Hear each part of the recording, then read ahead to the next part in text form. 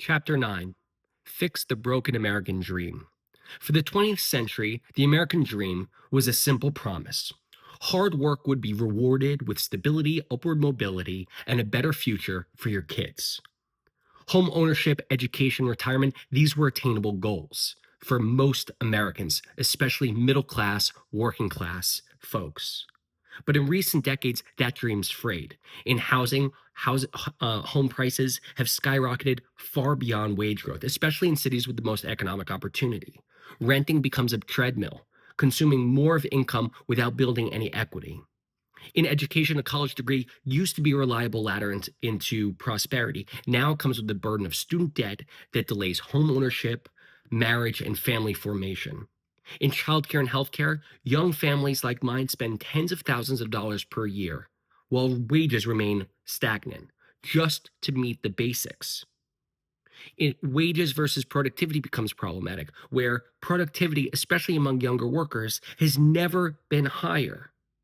But the benefits don't go in wages. They go to the capital owners. They go to the shareholders. They go to the executives. They go to the asset owners rather than to the workers themselves. And this affordability crisis, it's not just economic, it's emotional. It saps hope, creates resentment, and breeds the sense that the system's rigged because the system is rigged.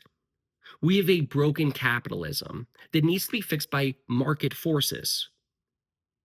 Right now, Americans feel like the rules don't apply equally to everybody. We have corporate consolidation with a handful of firms in key sectors, whether it's tech, healthcare, or retail, that reduces competition, limits consumer choices, weakens labor power, and lowers wages or stagnates wages.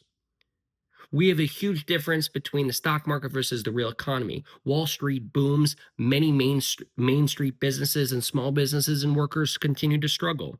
Wealth flows only to those who currently have had assets, who are already in the market. In terms of taxation and bailouts, corporations avoid taxes with loopholes, while ordinary Americans pay full freight. And then in crises like the 2008 financial crisis or COVID-19, the government rescues the richest first and doesn't worry about mainstream Americans. We have generational inequities where the younger generations face worse economic conditions relative to their parents. And for the first time, the next generation is doing worse than the generation before it. And that's despite being more educated and more productive. This all has led to political instability and the rise of Trump.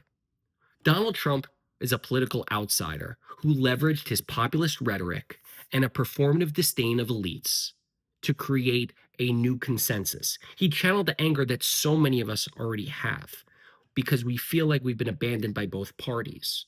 So he has his economic populism and his cultural rebellion and his anti-institutionalism and his disdain for the mainstream media.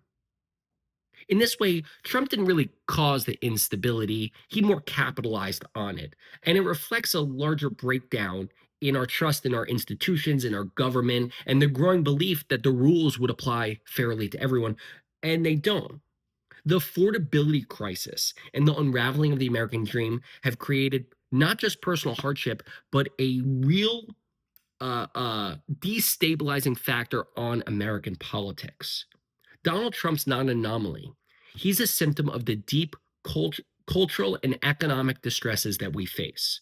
And without serious reform to make capitalism work for everyone, and without fixing the American dream, the future of America is at stake.